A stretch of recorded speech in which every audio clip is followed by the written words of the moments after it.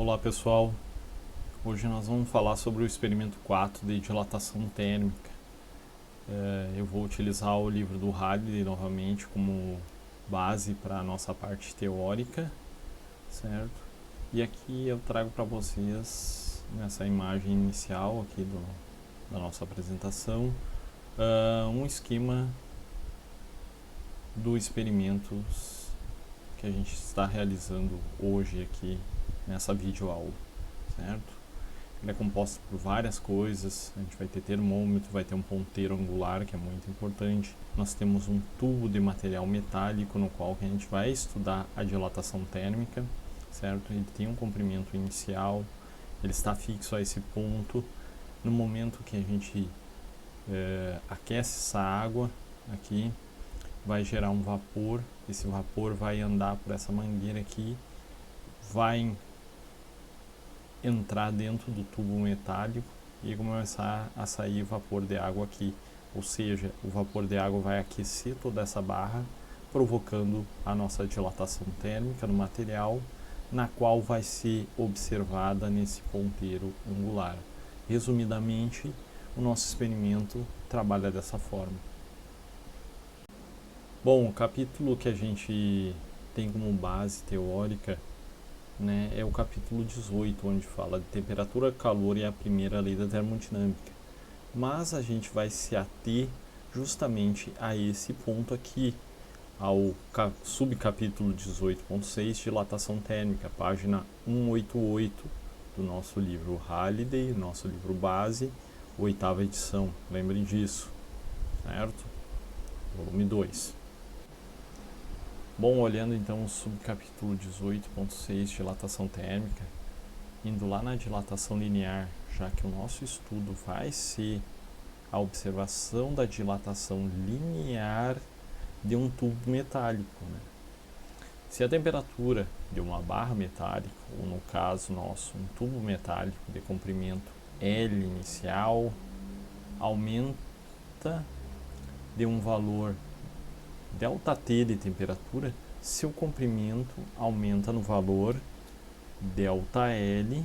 A variação do comprimento da barra vai depender ou vai ser igual ao comprimento inicial da barra, ao coeficiente de dilatação linear desse material e depende da variação de temperatura em que a nossa barra, o tubo ou qualquer outro material está exposto a uma certa variação de temperatura.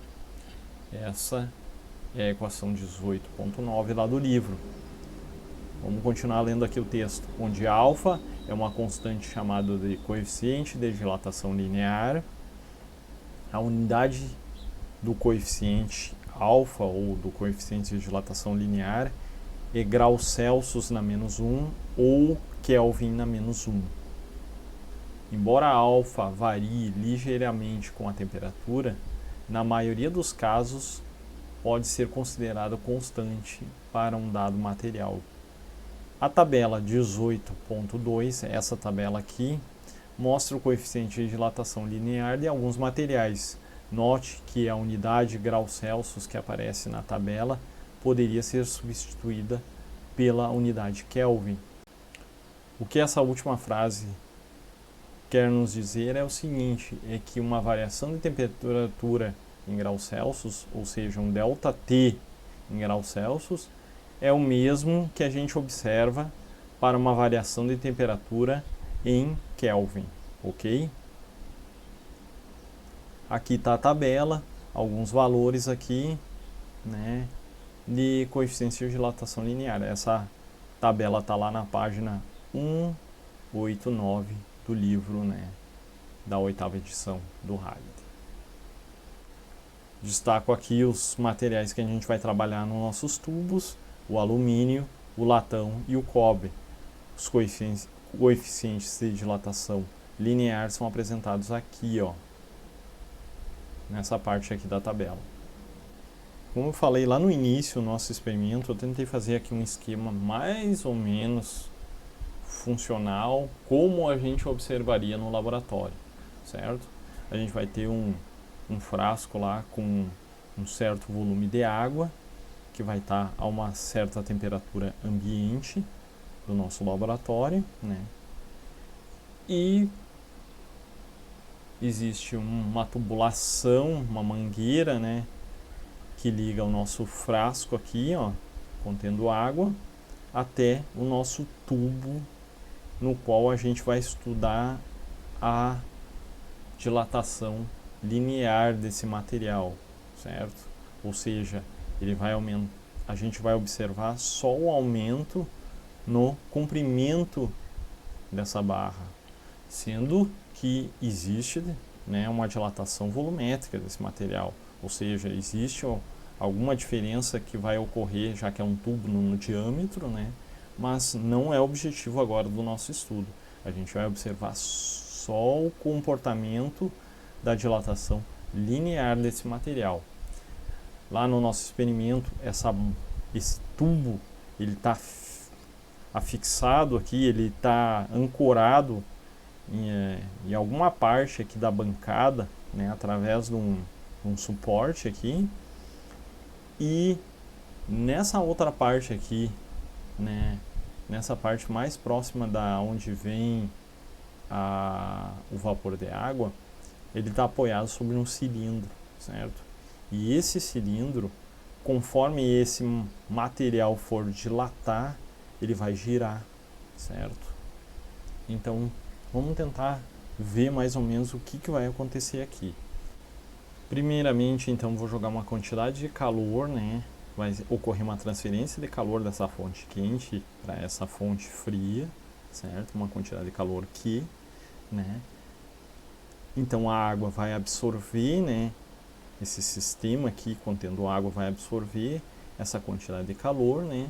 Até o ponto de chegar no ponto de evaporação da água, provocando a evaporação da água, que ela vai correr por toda essa mangueira e depois chegando nesse tubo.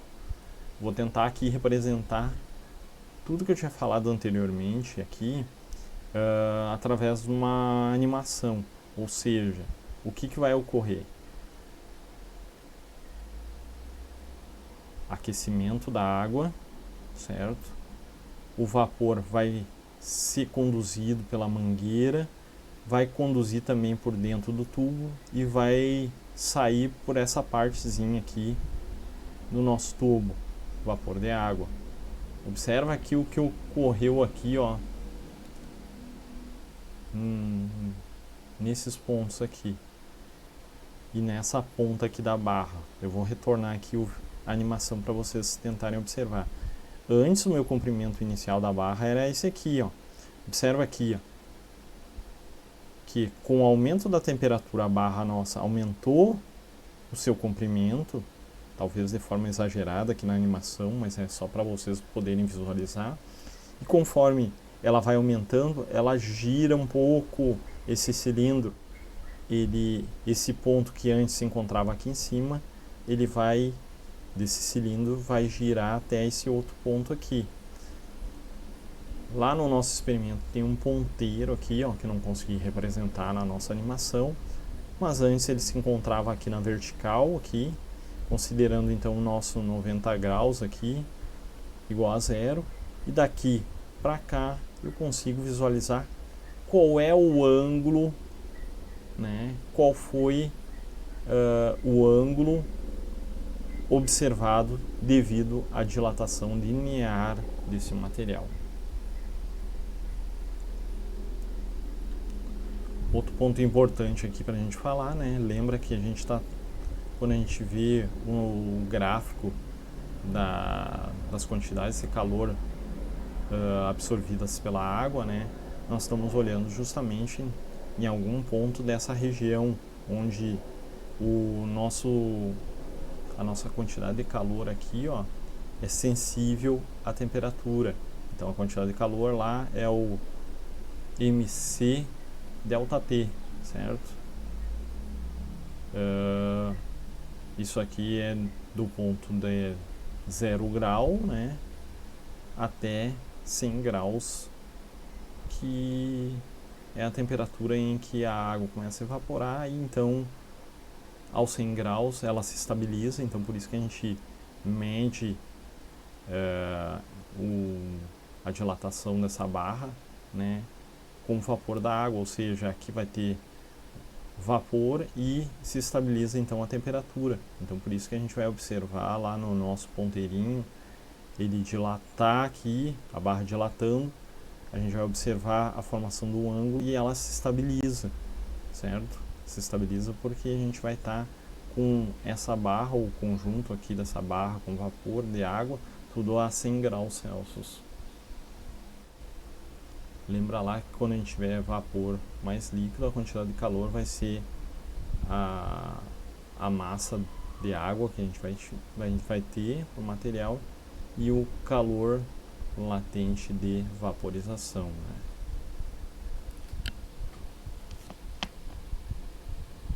Esse gráfico eu retirei aqui, ó, esse site aqui, se vocês quiserem acessar, depois que eu passar o material, vocês têm como clicar aí.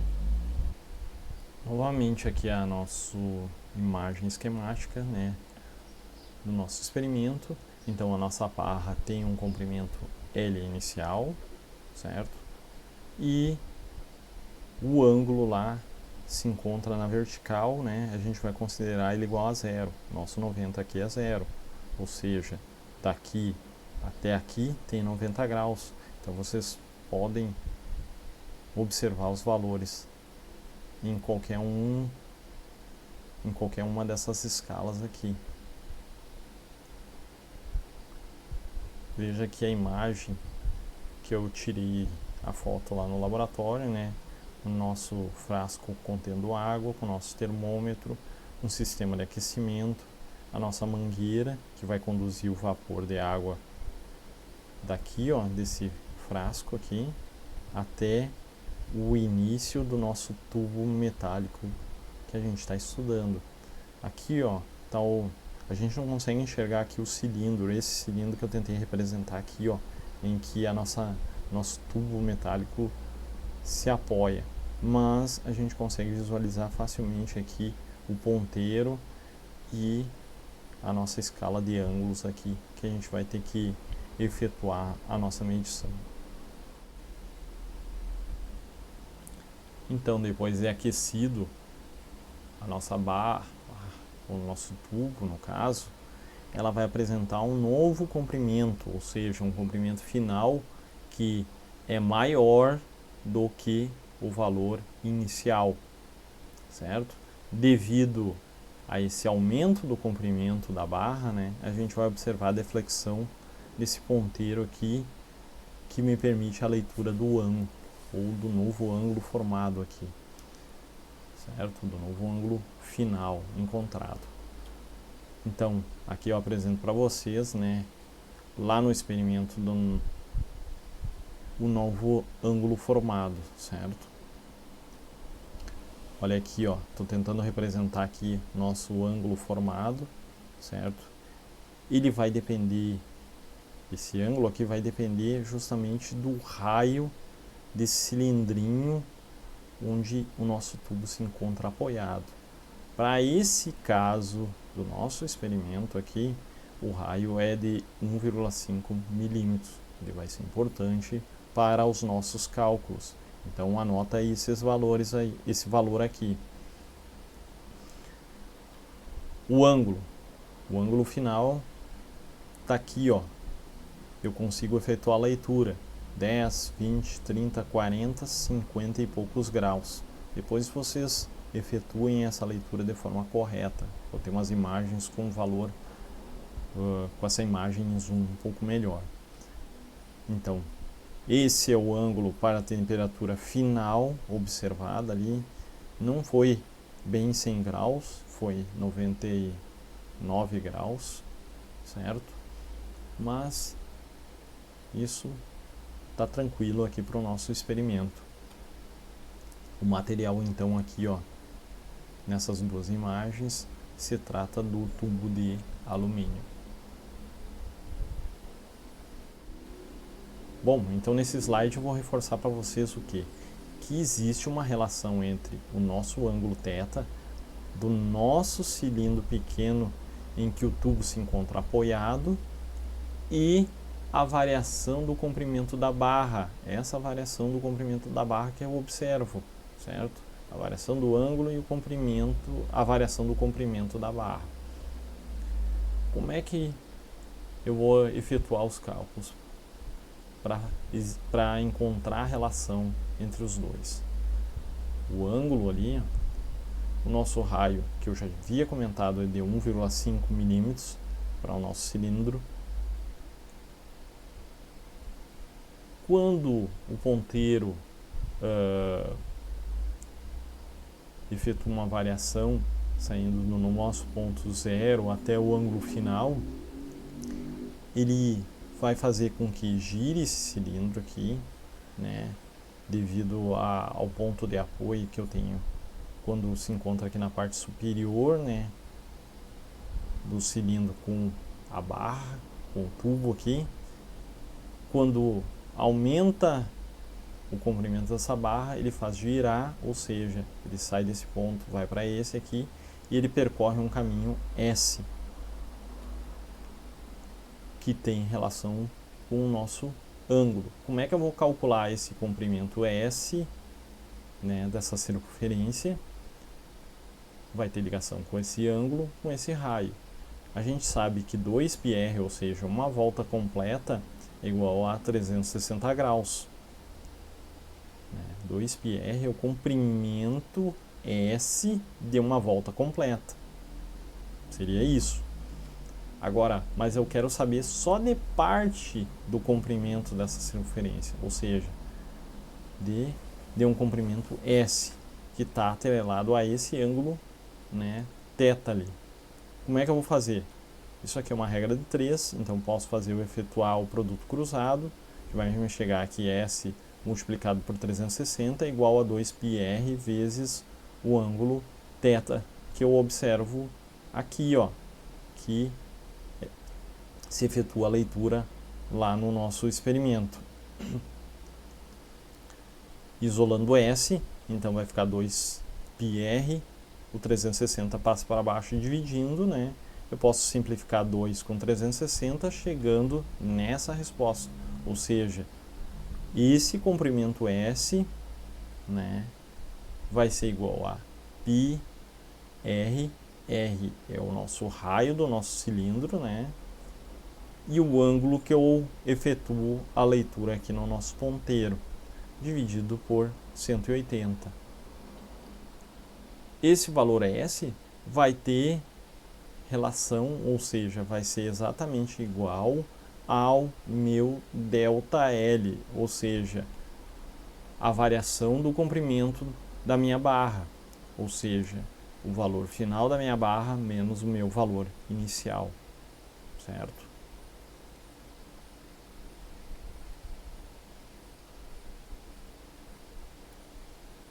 Aqui então eu apresento os ângulos para cada um dos materiais, ou seja, para o alumínio o ângulo foi maior, para o latão foi um pouco menor do que o alumínio e para o cobre foi ainda menor, o menor de todos aqui, certo? Se observar aqui pela tabela 18.2, o coeficiente de dilatação do alumínio, latão e cobre são diferentes. O alumínio é maior e o cobre é menor, o que se mostra coerente com os ângulos, já que o material que tem maior dilatação linear apresentou maior ângulo. O material que apresenta menor coeficiente de dilatação linear apresenta o menor ângulo, certo? Novamente apresento aqui a equação ΔL vai ser igual ao valor do comprimento inicial vezes o coeficiente de dilatação linear vezes a variação de temperatura, certo? Ou seja, né, o comprimento ΔL é diretamente proporcional aos valores dos coeficientes de dilatação linear. E lembra que no slide anterior eu falei que o ΔL tem ligação com o S, ou seja, com o comprimento que eu calculo, né, lá do nosso cilindro pequenininho que se encontra apoiando, que apoia a nossa barra.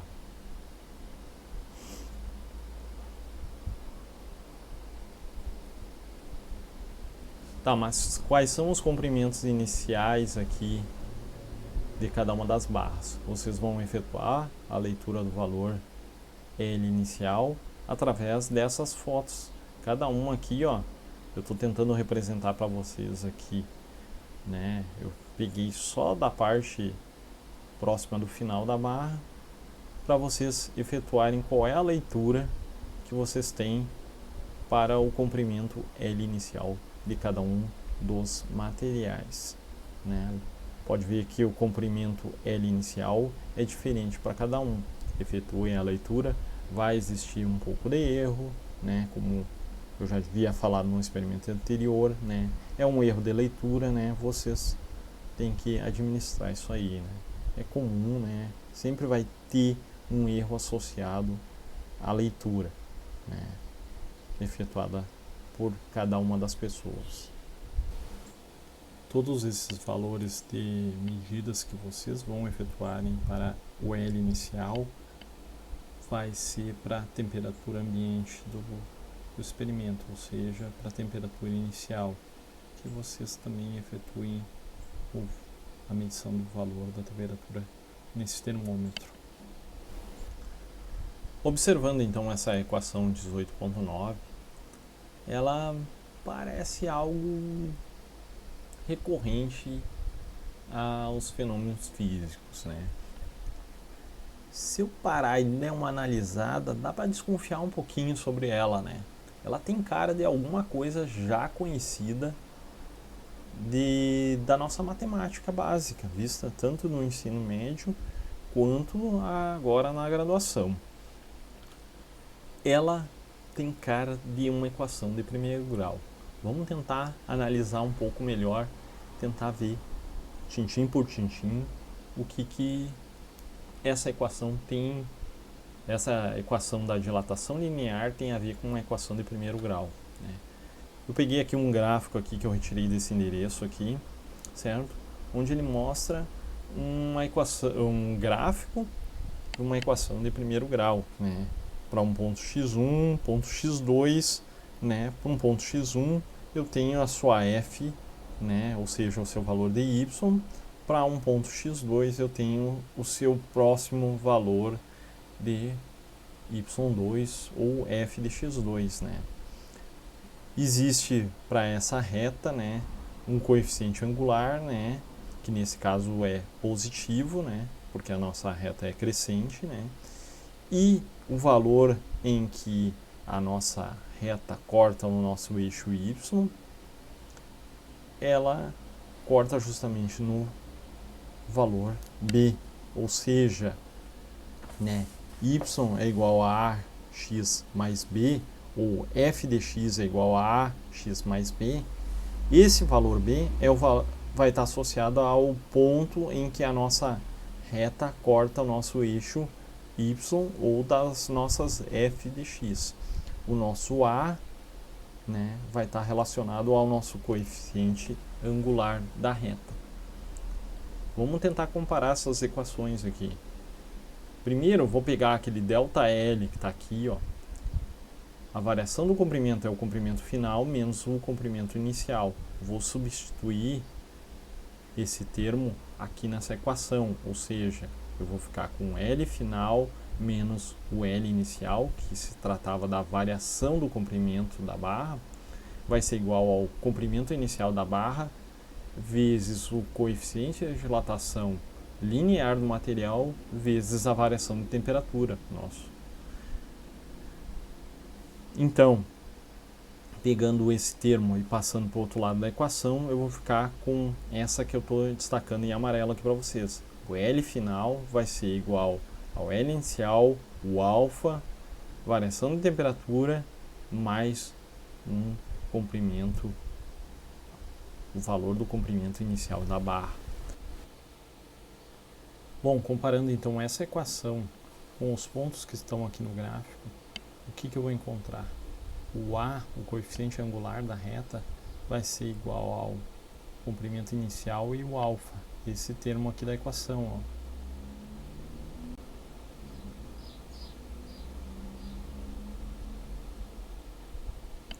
pois eles estão multiplicando o valor x, ou seja, a variação de temperatura. Para o meu ponto inicial, a variação de temperatura é igual a zero.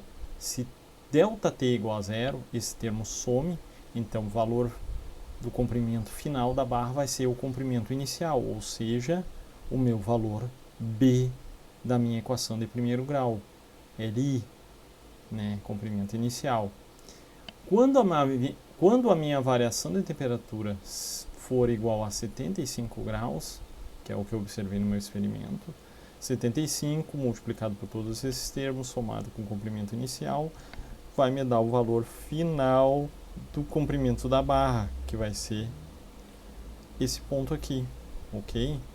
Eu não considerei esse ponto x1, que tem a sua f de x1, isso não vai importar em nada. Poderia também ter colocado, em vez de ter botado esse ΔT aqui em x2 e ter colocado em x1, daria a mesma coisa. O que é importante vocês observarem é que para o primeiro ponto ali, onde ele corta o eixo y, né, o valor do B é igual ao comprimento inicial da barra, ou seja, esse termo em isolado. Porque, novamente, vou reforçar, porque ΔT, a variação de temperatura é igual a zero. Zero esse termo, ok? ΔT é igual a zero. Então, aqui, ó, x igual a zero é os valores que se encontram sob a reta do eixo y. Ok, pessoal? Botei as ilustrações aqui, né, onde o ponteiro vai se encontrar com um certo ângulo, lá para o comprimento final, para a temperatura de 100 graus, temperatura ambiente menos a temperatura inicial do experimento vai me dar o ΔT, é isso aqui. E aqui, como a variação de temperatura, ou seja, é a observação a temperatura ambiente, né? Ou seja, não existe variação de temperatura, está ali o meu ponto, ou seja, eu vou observar o ponteiro lá no ângulo dessa forma. Então eu fiz o gráfico lá no Excel, né? Consegui achar a equação da minha reta, né? Utilizando a linha de tendência, né? Ou seja, eu fiz a linha de tendência do gráfico, né? Dos pontos que eu efetuei a medição, né? Variação de temperatura igual a zero, a variação de temperatura final, né? Que é de 75 graus, comprimento inicial, comprimento final, certo? Essa foi a variação do comprimento que eu observei entre um ponto e o outro. Esse aqui é o delta L sobre ΔT, né? O valor do delta da variação desse comprimento dividido pela temperatura deu esse valor, né? E para mim achar o valor do alfa, eu pego esse valor e multiplico pelo L inicial, ou seja, por este valor. E aí eu consigo achar o valor do meu alfa, que é o mesmo calculado lá pelo sistema lá daquela fórmula que eu relacionei o S do cilindro, né, com o ΔL. Tá aqui os valores que eu encontrei. E aqui, ó, pessoal, veja, o termo que eu encontro aqui, ó, pro A da equação é justamente o ΔL dividido pelo ΔT. Tá aqui, ó, os valores, certo? Não é direto o alfa. E esse termo aqui, ó, é o valor direto do L inicial. Ali, ó, tá escrito duas vezes aqui, ó, na tabela. Veja lá, ó, é o ponto em que corta o meu eixo Y, ou seja, o meu valor de B, ok? Isso aqui é para o alumínio, né? Eu fiz a linha de tendência lá, assim como eu fiz no outro experimento, né? Clica com o botão direito, vai aparecer adicionar linha de tendência, você adiciona e seleciona os termos, exibir equação no gráfico e exibir o erro quadrático, e aqui está exibido a equação do gráfico. Só que tem mais um detalhe importante aqui, ó. O que o cara tem que cuidar? Vai ter que clicar com o botão direito novamente sobre a linha do gráfico lá e ir na parte de formatar rótulo de linha de tendência. Ele aparece no início, ele já vai expor essa equação como fórmula geral. Vocês vão ter que passar para científico, porque senão ele dá um erro, esse valor não coincide com aquele valor de lá. Vou mostrar aqui para vocês, ó. Quando eu deixei ele em valor geral, ele aparece lá, ó, 2e na menos 5. O valor que tem que dar é 1,83e na menos 5, ou 10 elevado na menos 5. Olha aqui como aqui está correto, aqui não está correto. O valor aqui é o mesmo, ó, 0,775, isso aqui é 7,75 e na menos 1, que dá o mesmo valor. Aí depois vocês vão fazer a mesma coisa para os outros materiais, para o cobre e para o latão, certo? Para acabar bem legal esse nosso experimento. Eu vou querer os gráficos apresentados no relatório do alumínio, do cobre e do latão, com a equação aqui da reta, né? Como eu acabei de explicar nesse slide aqui. Bom, pessoal, então vocês acessem o Moodle lá para pegar o PDF onde contém todas as fotos aqui do nosso experimento de dilatação linear, né? Efetuem todos os cálculos, calculem todos os alfas, respondam as questões que existem lá no arquivo PDF, né? E lembrem que eu quero os gráficos do Excel, né? Apresentados no relatório de vocês, com as linhas de tendência lá, onde apresenta o valor a equação da reta, né, que vocês têm, né, para vocês verem, até para vocês irem se acostumando, né, com alguns processos matemáticos, com alguns, né, algumas ferramentas de plotagem de gráficos, né. Espero que todos consigam fazer o relatório com bastante clareza. Um grande abraço a todos.